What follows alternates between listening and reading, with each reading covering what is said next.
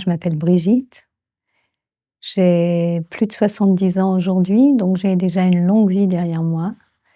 Cette longue vie a été faite de beaucoup d'expériences parce que beaucoup de curiosité. Depuis que j'avais 10 ans, je voulais être psychologue. Et puis quand, après un bac brillant en mathématiques, je suis entrée en psychologie, j'ai été vraiment déçue parce que je m'attendais à beaucoup d'humains et je l'ai pas trouvé, en tout cas à ma mesure. Donc j'ai fait autre chose, j'ai eu un homme, des enfants, voilà, mais très vite, je crois à 25 ans, j'ai rencontré d'abord le tai chi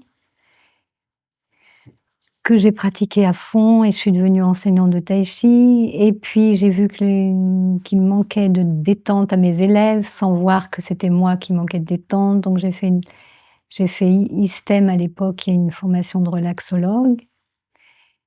Et puis j'ai rencontré presque par hasard la respiration holotropique et là, j'ai trouvé ce que j'attendais depuis mes 9 ans, c'est-à-dire une relation aux personnes, je sais pas comment je dirais, plus profonde, plus ouverte, voilà. Très rapidement donc j'ai fait la formation, j'ai enseigné, ensuite rapidement dans les écoles que j'ai faites et la respiration holotropique, je m'y suis formée et très vite, en découvrant le monde des trans, j'ai pu partager ça depuis 97, donc c'est vieux. Très longtemps, j'ai été beaucoup formatrice au Césum, je le suis toujours. Donc je suis nourrie moi personnellement par la relation, le corps et une vision, plus entière de l'être humain.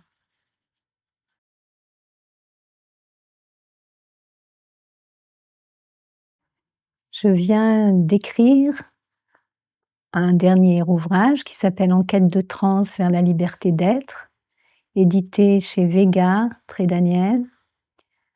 Et ce livre correspond vraiment à un regard que je porte sur la vie, en fait, et sur ma vie et j'ai remarqué que depuis toujours, je cherche en fait un état élargi de conscience.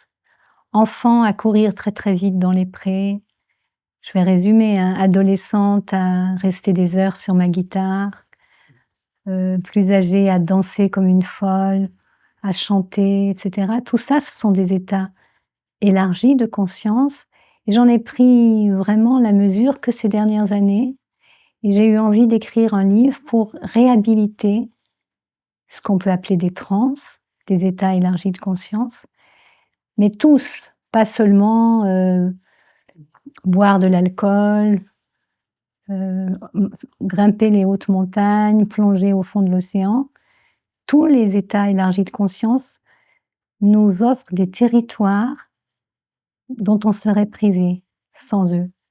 Et on n'a pas conscience de ça et je voulais écrire autour de ça pour montrer combien c'était non seulement utile, mais libérateur, combien c'est précieux de pouvoir explorer, grâce aux états élargis de conscience, d'autres façons d'être vivant, d'être vivante.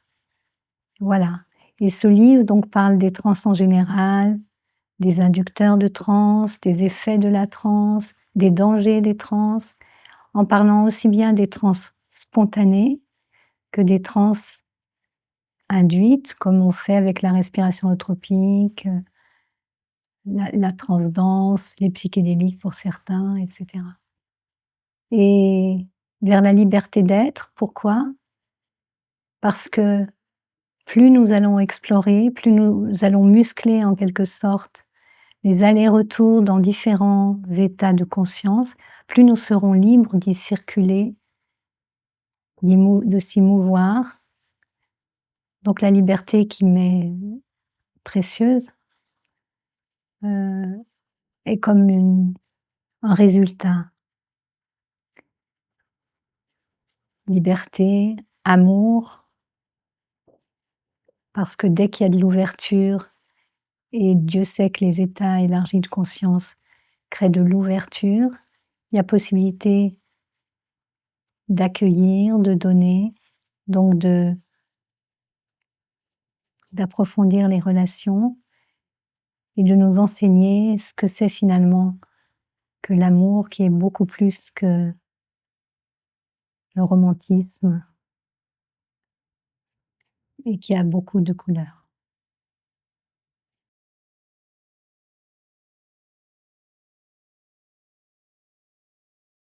Alors le transpersonnel, pour moi, le mouvement transpersonnel est arrivé au milieu du XXe siècle, vraiment à point nommé, à un moment où on avait perdu ou presque perdu pas mal de choses.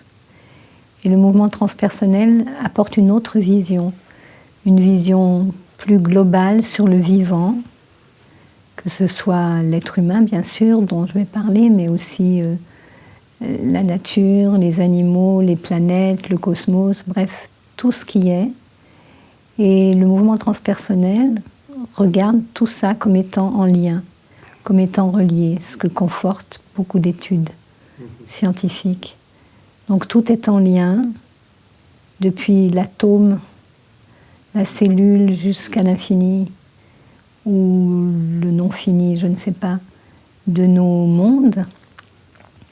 Et l'être humain, dans ce contexte, en lien lui aussi avec tout, est regardé non seulement dans son histoire biologique, physique, psychologique, mais dans tout ce qu'il est, donc du point de vue de l'énergie, du corps, de la psyché et de toutes ces dimensions qui nous paraissent mystérieuses, mais qui font aussi ce que nous sommes. Donc la relation, le lien, et puis cette dimension spirituelle qui vient des traditions différentes qui occupent la planète, une dimension spirituelle qui a été un peu perdue ou malmenée, une dimension spirituelle ouverte, et issue des chamanismes, une sorte d'émerveillement par rapport à la nature et au monde, aux différents mondes. Voilà.